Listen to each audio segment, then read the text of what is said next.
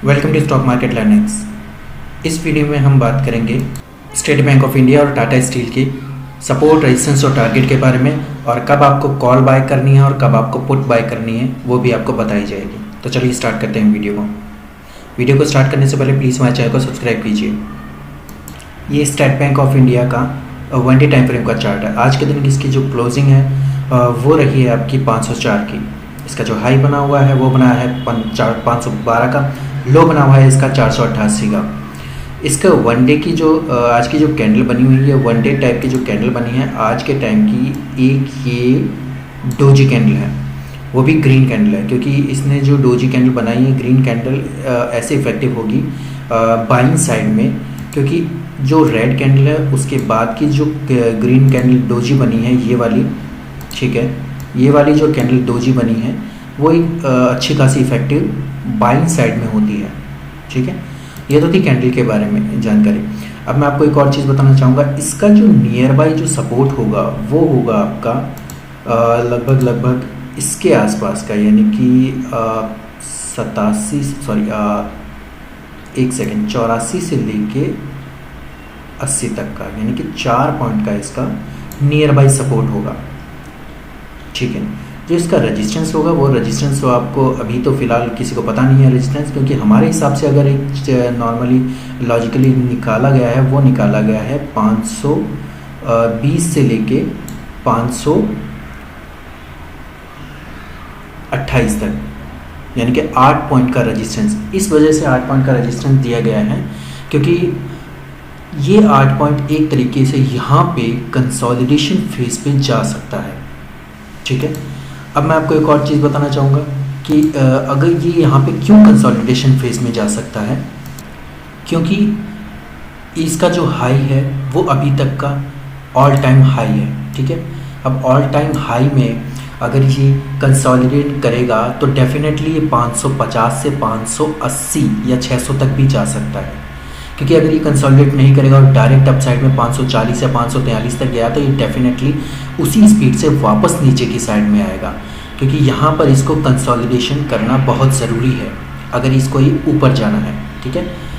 तो ये तो थी एक नॉर्मली इसको रेजिस्टेंस पे कंसोलिडेशन फेज पे कब मतलब कैसे मतलब बिहेव करना चाहिए। तो अब हमें कौन सी कॉल और कौन सी पुट बाय करनी चाहिए वो भी मैं आपको बता देता हूँ। तो पहले तो हम इसका टारगेट डिसाइड करते हैं, ठीक है। इसका जो टारगेट है, इसका अप साइड का जो नॉर्मली हमें टारगेट दिखाया गया है वो दिखाया गया है 550 तक का।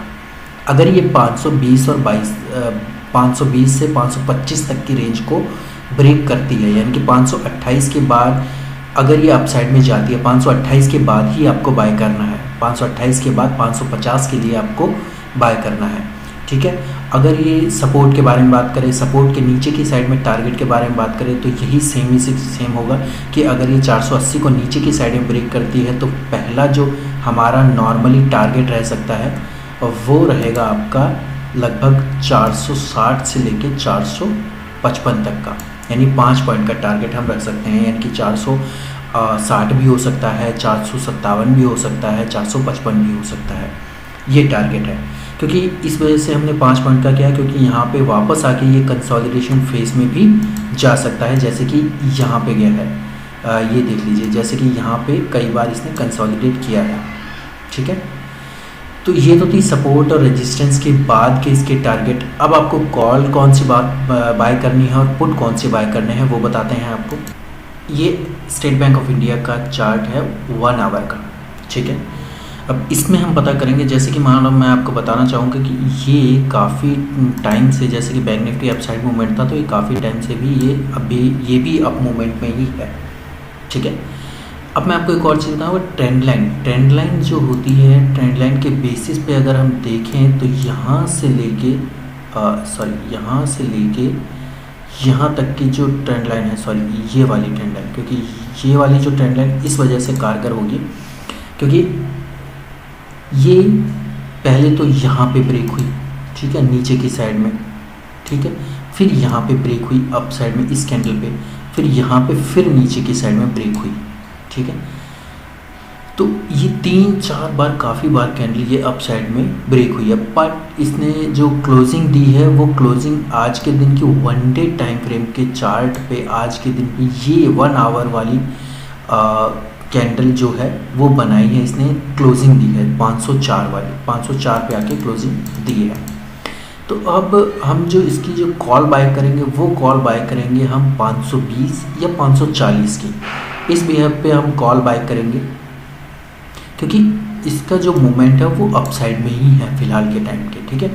क्योंकि जो मंडे का जो मूवमेंट होगा वो काफ़ी अच्छा होगा, ठीक है। अगर आपको कॉल बाय करनी है तो 520 या 540 की कॉल बाय कीजिएगा, ठीक है। अगर आपने पुट ले रखी है वो भी मैं आपको बता देता हूँ कि पुट आपका किस वजह से थोड़ा सा फ़ायदेमंद नहीं हो सकता, क्योंकि इसकी जो मूवमेंट है वो मूवमेंट अगर देखी जाए नॉमिनल तो ये अपसाइड में ही मूवमेंट है काफ़ी टाइम से। अगर देखा जाए तो यहाँ से अगर हम चेक करेंगे यहाँ से यहाँ तक की मूवमेंट अपसाइड में है, बट लॉजिकली बात ये होती है कि अगर ये थोड़ा सा नीचे आया है तो ये मतलब ये नहीं है कि नीचे की साइड में गिर गया है, ये थोड़ा बहुत अप साइड मूवमेंट जाने के लिए ही आता है, ठीक है। तो लॉजिकली ये मानेंगे हम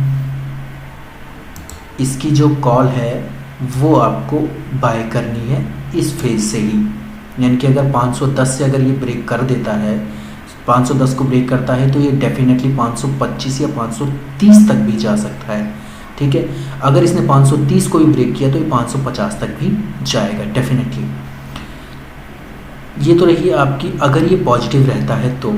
अगर ये बाय चांस फिर नेगेटिव हो जाता है तो आपको क्या करना है, क्योंकि हम इस बेसिस पे दोनों साइड बता रहे हैं, क्योंकि अगर आपने पुट ले रखी है तो पुट लेने के बाद आपका जो बनता है वो कितना प्रॉफिट हो सकता है, ठीक है।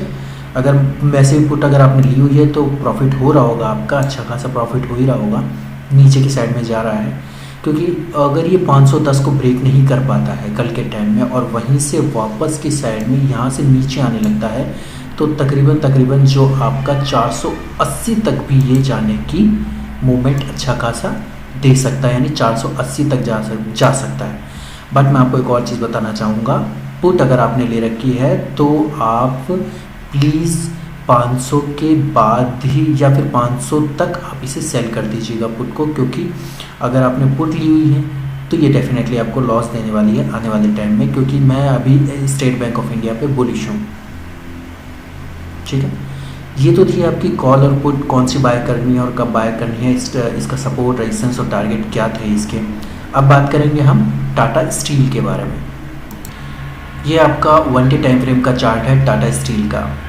आज के दिन जो इसने क्लोजिंग दी है 29 अक्टूबर के दिन इसने अगर क्लोजिंग दी है, आज की जो क्लोजिंग है वो 1317 की है। इसने हाई जो बनाया है वो 1333 बनाया है और लो बनाया है इसने 1290 का, ठीक है। अब मैं इसका जो सपोर्ट है वो आपको बताता हूँ, नियर बाय सपोर्ट। अगर आपको नियर बाय सपोर्ट और नियर बाय आपको पुट बाय करनी है तो, और साथ ही आपको बताऊंगा नियर बाय रेजिस्टेंस क्या है और नियर बाय आपको कॉल कौन सी बाय करनी है, ठीक है।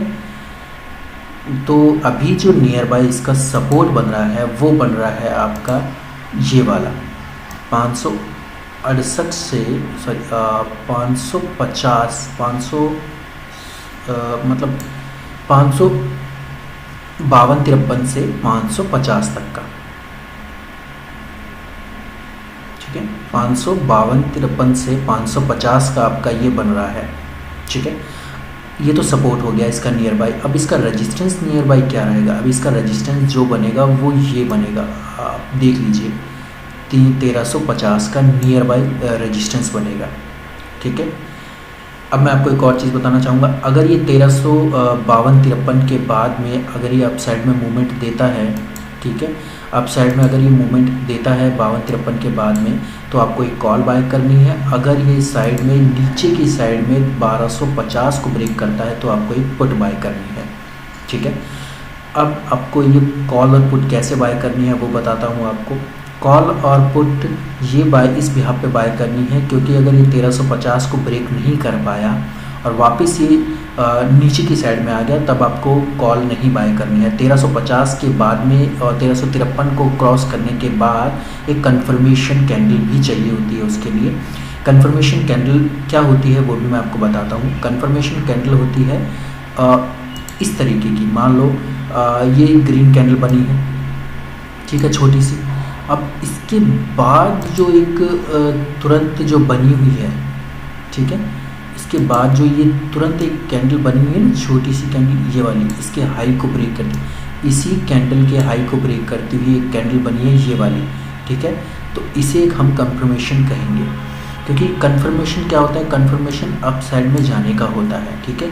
अब अप साइड में जाने कितना जा सकता है और कैसे जा सकता है वो तो उसके सपोर्ट और रेजिस्टेंस पे डिपेंड करता है, सॉरी रेजिस्टेंस पे डिपेंड करता है कि रेजिस्टेंस कैसा बना हुआ है और कितना कंसोलिडेट किया हुआ है वहाँ पे, ठीक है।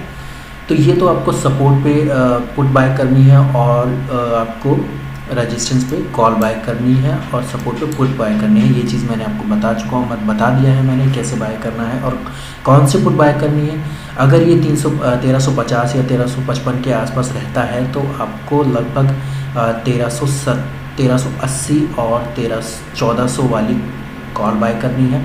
अगर ये नीचे की साइड में आता है तो आपको 1240 और 1260 वाली पुट बाय करनी है,